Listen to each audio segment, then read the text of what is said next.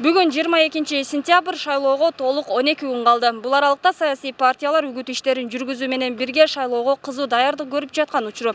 Бирок бул учурда саяси партиялар элге кандай убадаларды берип жатат жана ал аткарылабы же жокпу коомчулукта түрдүү пикирлерди жаратууда. Партиялардын ар кандай тариздеги убадалары коомчулукту бир алдын иренжитсе, бир жагынан талапкерлерге болгон ишенимди ого бетер жоготуп жатат. Анткени ойго келбеген убадаларды айткан талапкерлерден партиялардан эл бир топ эле тажап калганын айтышат. Учурда ар бир экинчи адам шайлоого катышпастыгын же болбосо баарына каршы добуш берем деген пикирин айтып келишет. Алардын мындай кадамга барышына чарчаткан, аткарылбаган курук убадалар себеп болууда. Ал тургай партиялык эмес, бир мандаттуу шайлоо болсо жакшы болмок дегендер да чектен чыгат. Алан партияларды мындай караганда алардын первичный уюму жок. Бир жерден экинчи өткөн бардыгында эле ошондой. Бул партиялык системага немеге мен каршы элем, мурдагыдай эле бир мандаттуу шайлоонун өткөнү жакшы. Баягы эле убадалар, ошо ар жылы эле айтып аткан убадалар, ошолордун бирөөнү дагы бир аткарган партияны көргөн жокмун. Мисалы эч бир эме жок. Булар бир асмандагы айдыган алып берем деп колуңа сразу берсе, ошондо гана ишенесиң. Атак булар айтып ушунчалык кайра эле ошо сөзүн кайталашат. Кудайдан корксо аткарышат. Кудайдан коркпогон инсан болсо, ал кандай убада берсе да эч качан аткарбайт да. Мен жекече оюм ушундай. Ал эми серепчилердин айтымында партиялардын программасында реалдуу убадалар жок эсе. Ал тургай кээ бирлери өлкөнү кантип өнүктүрөрү тууралуу программаларын чыгарышкан жок. 7-чакырылышта деле курук убадаларды айтып депутат болууну самап жатат дешет.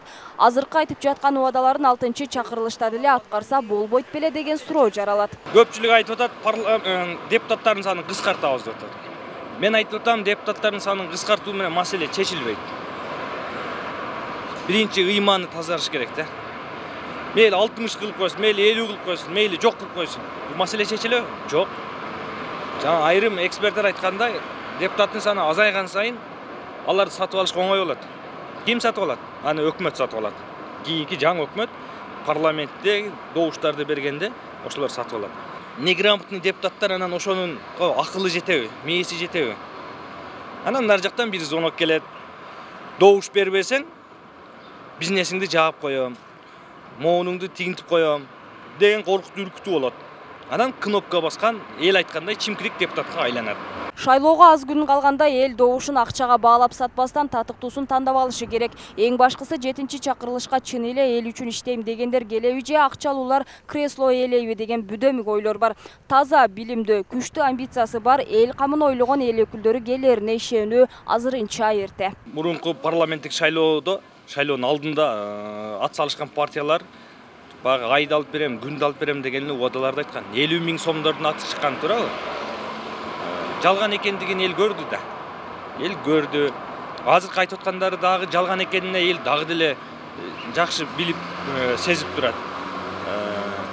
Ким эмнени аткарды?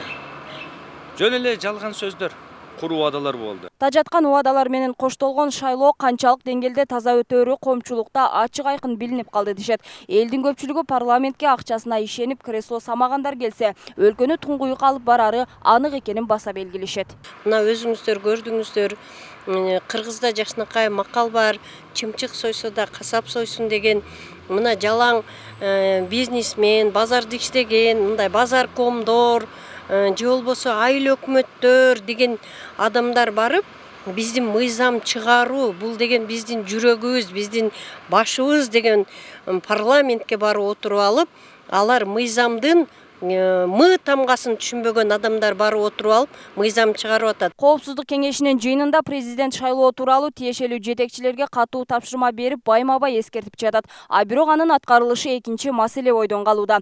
4-октябрда 16 партия ат салышат. Ал эми үгүт иштери 3-сентябрда токтотулат. Ага чейин партиялар дагы кандай убадалар менен элди ишендирүүгө аракет кылат белгисиз. Эң башкысы татыктуу партия келишин жалпы эл күтүп жаткан кези.